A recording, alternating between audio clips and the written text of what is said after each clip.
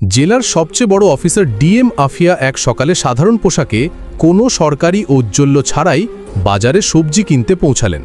তার মুখে ছিল সরলতা, চলনে ছিল আত্মবিশ্বাস, কিন্তু কেউ কল্পনাও করেনি যে এই মহিলা এই জেলার ডিএম। আফিয়া সোজা একটি ঠেলার কাছে গিয়ে থামলেন। সেখানে একজন প্রায় ৩০ বছর বয়সী সবজি বিক্রেতা মহিলা সবজি বিক্রি করছিলেন। আফিয়া হাসি মুখে তার কাছে সবজির দাম জিজ্ঞাসা করতেই হঠাৎ একটি ছোট ছেলে দৌড়ে এসে সেই মহিলার সঙ্গে জড়িয়ে ধরে বলল, মা, আমাকে স্কুলে ছেড়ে দাও, দেরি হয়ে যাচ্ছে, নইলে টিচার বকবেন। সবজি বিক্রেতা বলল, বাবু একটু অপেক্ষা কর, আমি এদের সবজি দিয়ে দিই, তারপর তোকে ছেড়ে আসব। ছেলেটি জেদ করে বলতে লাগলো, না মা, এখনই চলো প্লিজ, অনেক দেরি হয়ে গেছে।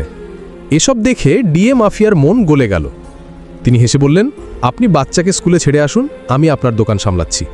সবজি বিক্রেতা একটু ইতস্তত করল, কিন্তু আফিয়ার আশ্বাস ভরা কথায় সাহস পেল। সে বলল, ঠিক আছে বোন, আমি তাড়াতাড়ি ফিরে আসব। এরপর সে তার ছেলেকে নিয়ে স্কুলের দিকে রওনা দিল। এদিকে আফিয়া ঠেলায় দাঁড়িয়ে চারপাশের পরিবেশ লক্ষ্য করছিলেন। তখনই একটি মোটরসাইকেল ঠেলার কাছে এসে থামল। তাতে বসা ছিলেন ইন্সপেক্টর মানিক। তিনি নামতে একটু কটাক্ষ করে বললেন, তুমি কবে থেকে এখানে সবজি বিক্রি শুরু করলে? এখানে তো একজন মহিলা থাকতো, সে কোথায় গেল? আফিয়া কিছু বলার আগেই সেই সবজি বিক্রেতা ফিরে এলো। ইন্সপেক্টরকে দেখে তার মুখে আতঙ্ক ছড়িয়ে পড়ল। ঝুঁকে বলল, ইন্সপেক্টর সাহেব, আপনার কি লাগবে? যা চান নিয়ে নিন। ইন্সপেক্টর অযৌক্তিকভাবে হুকুম দিল, আধ কিলো টমেটো দাও, 1 কিলো ভিন্ডি আর আধ কিলো পটলও দাও।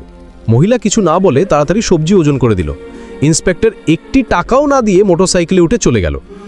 এসব দেখে আফিয়া স্তম্ভিত হয়ে গেলেন। কিছুক্ষণ নীরবে কাটল। তারপর তিনি সবজি বিক্রেতাকে জিজ্ঞাসা করলেন, বোন, ও পয়সা দিল না কেন? তুমি কিছু বললে না কেন? মহিলার চোখে অসহায়তা স্পষ্ট ছিল। ধীরে বলল, বোন, কি বলবো, এই ইন্সপেক্টর প্রতিদিন এভাবে সবজি নিয়ে যায়। কিছু বললে ধমকায়, বলে আমার কাছে পয়সা চাইবি, এক্ষুনি তোর ঠেলা তুলে নেব। আমার ভয় করে ঠেলা চলে গেলে ঘর চলবে কি করে, আমার বাচ্চারা কি খাবে, তাই চুপচাপ দিয়ে দিই। এ কথা শুনে আফিয়ার মুখের রং পাল্টে গেল। তিনি ভেতর থেকে কেঁপে উঠলেন। তিনি বিশ্বাস করতে পারছিলেন মা যে আইনের রক্ষক নিজেই আইনের উপহাস করছে।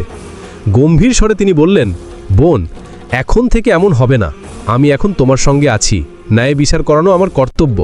তুমি একটা কাজ করো, আমার নাম্বার নাও, কাল যখন তুমি ঠেলা লাগাবে, তুমি নয় আমি সেখানে থাকব, তুমি বাড়িতে আরাম করো, বাকিটা আমি দেখে নেব ওই ইন্সপেক্টর পয়সা দেয় কিনা, আর যদি না দেয় তবে আমি তাকে আইনের শক্তি দেখাবো। মহিলার চোখে অশ্রু ছিল, কিন্তু প্রথমবারের মতো তার মধ্যে স্বস্তি ও আশার আলো ফুটে উঠল। পরের সকালে আফিয়া একজন গ্রামের মহিলার ভেষ ধরলেন। না কোনো মেকআপ, না কোনো পরিচয়, সাধারণ শাড়ি পরে মাথায় ওড়না রেখে তিনি ঠেলায় এসে দাঁড়ালেন। ঠেলায় প্রচুর সবজি সাজানো ছিল, সব কিছু প্রস্তুত ছিল। কিছুক্ষণের মধ্যেই ইন্সপেক্টর মানিক তার মোটরসাইকেল নিয়ে সেখানে পৌঁছালো। তিনি মোটরসাইকেল ঠেলার কাছে রেখে তীক্ষ্ণ দৃষ্টিতে বললেন, কি ব্যাপার, আজ আবার তুমি এখানে? তুমি ওর কে হও? কালও তুমি এখানে ছিলে, আজও তুমি? আফিয়া, যিনি তখনও গ্রামের একজন সাধারণ মহিলার রূপে দাঁড়িয়েছিলেন, ধীরে বললেন, আমি ওর বোন, তাই আজ ওর জায়গায় ঠেলা সামলাচ্ছি।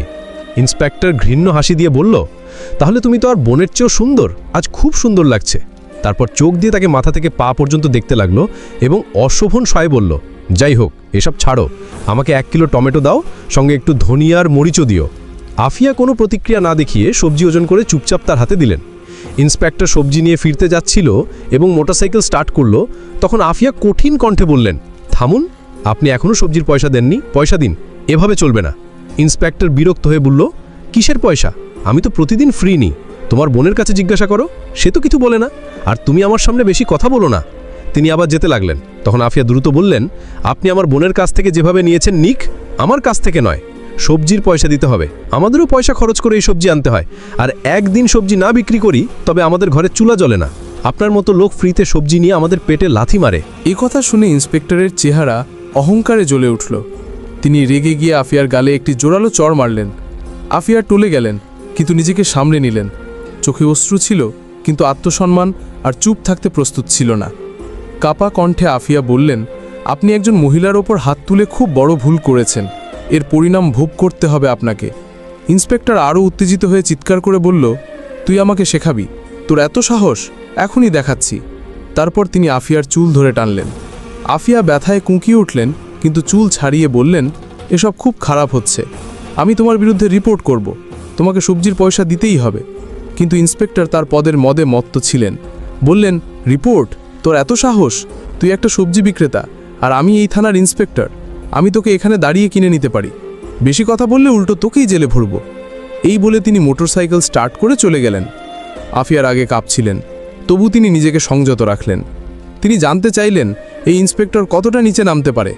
কিছুক্ষণ ঠেলার কাছে বসে থাকার পর তিনি সবজি বিক্রেতাকে ফোন করে বললেন, এখন তুমি ঠেলায় এসো।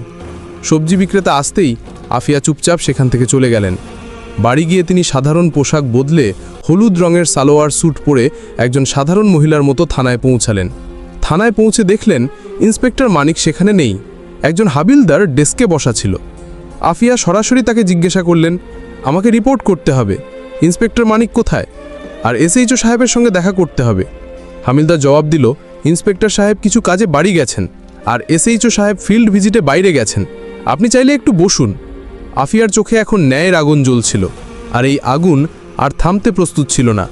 থানায় কিছুক্ষণ কাটতেই হঠাৎ দরজা খুলে এসএইচও আতিক রানা ভেতরে প্রবেশ করলেন। ভারী পায়ে ভেতরে আসতেই তার দৃষ্টি হলুদ সালোয়ার স্যুট পরা সেই সাধারণ মহিলার উপর পড়ল, যিনি ছিলেন আর কেউ নন, স্বয়ং ডিএম আফিয়া। আতিক রানা কঠোর স্বরে জিজ্ঞাসা করলেন, তুমি কে? এখানে কেন এসেছো? আফিয়া শান্ত স্বরে বললেন, আমাকে রিপোর্ট করতে হবে। কথা শুনে আতিক রানা ব্যঙ্গ করে হেসে বললেন, রিপোর্ট করতে হবে? তাহলে আগে কিছু খরচপত্র নিয়ে এসেছো? এখানে রিপোর্ট করতে 10 থেকে 20,000 টাকা লাগে, এনেছো? তা তাড়াতাড়ি বের করো, তবে তোমার রিপোর্ট লিখব। কথা শুনে আফিয়ার মুখ কঠিন হয়ে গেল। গম্ভীর স্বরে বললেন, কিসের টাকা? রিপোর্ট করতে কোনো ফি লাগে না, আপনি ঘুষ কেন চাইছেন? আতিক রানা হেসে বললেন, তোমাকে কে বলল মুফতে রিপোর্ট হয়? এখানে যে আসে সে নিজের ইচ্ছায় টাকা দেয়, আর না দিলে তার রিপোর্ট লেখা হয় না। এখন তোমার ইচ্ছা। আফিয়া গভীর নিঃশ্বাস নিয়ে বললেন, ঠিক আছে, এই নিন 10 টাকা, এখন রিপোর্ট লিখুন। টাকা নিয়ে আতিক রানা জিজ্ঞাসা করলেন, বলো কার বিরুদ্ধে রিপোর্ট? আফিয়া গম্ভীর হয়ে বললেন, ইন্সপেক্টর মানিকের বিরুদ্ধে। তিনি একজন সবজি বিক্রেতা মহিলার সঙ্গে অসভ্যতা করেছেন, প্রতিদিন তার ঠেলা থেকে বিনা পয়সায় সবজি নিয়ে যান, আর আমি যখন প্রতিবাদ করলাম তখন আমার উপর হাত তুললেন। আমি এর উপর কঠোর আইনি ব্যবস্থা চাই। আতিক রানার মুখ ফ্যাকাশে হয়ে গেল, তার মুখে আতঙ্ক স্পষ্ট। হেঁচড়ে বললেন, তিনি তো আমাদের থানার সিনিয়র ইন্সপেক্টর, আর তাছাড়া যদি কেউ ফ্রিতে জিনিস দেয় তাতে দোষ কি? আমরা পুলিশ, একটু আধটু চলে। আফিয়া এখন সব বুঝে গিয়েছিলেন, এই সিস্টেম ভেতর থেকে পচে গেছে। এরা শুধু ইউনিফর্ম নয়, গরিবদের অসহায়তার ব্যবসা করছে। তিনি কিছু না বলে চুপচাপ থানা থেকে বেরিয়ে গেলেন, কিন্তু তার চোখে এখন একটি আগুন জ্বলছিল। পরের দিন সকালে ডিএম আফিয়া ইউনিফর্ম পরে গাড়ি নিয়ে সোজা সেই থানায় পৌঁছালেন। সঙ্গে ছিল তার সরকারি গার্ড। থানার গেটে ইউনিফর্মে তাকে দেখে পুরো স্টাফ হতবাক হয়ে গেল। ভেতরে ঢুকতে ইন্সপেক্টর মানিক এবং এসএইচও আতিক রানা দুজনেই উপস্থিত ছিলেন। তাদের মুখে আতঙ্ক ছড়িয়ে পড়ল যখন তারা সেই মেয়েকে দেখলেন যাকে তারা অপমান করেছিল, কিন্তু আজ তিনি সাধারণ মহিলা নন, জেলার ডিএম ছিলেন। ঘাবড়ে গিয়ে দুজনে একসঙ্গে বললেন, আপনি কে আর এই ইউনিফর্ম কেন পরেছেন? আফিয়ার চোখ এখন একজন অফিসারের মর্যাদায় জ্বলছিল। গম্ভীর স্বরে বললেন, ইউনিফর্ম দেখা যাচ্ছে না? আমি এই জেলার ডিএম আফিয়া, আর আমি এখন সব জেনে গেছি এই থানায় কিভাবে গরিবদের ভয় দেখানো হয়, তাদের কাছ থেকে টাকা আদায় করা হয়, আর আইনের নামে অত্যাচার করা হয়। দুজনের পায়ে তোনা মাটি সরে গেল। ঘাবড়ে গিয়ে তাদের কণ্ঠ কাঁপতে লাগলো।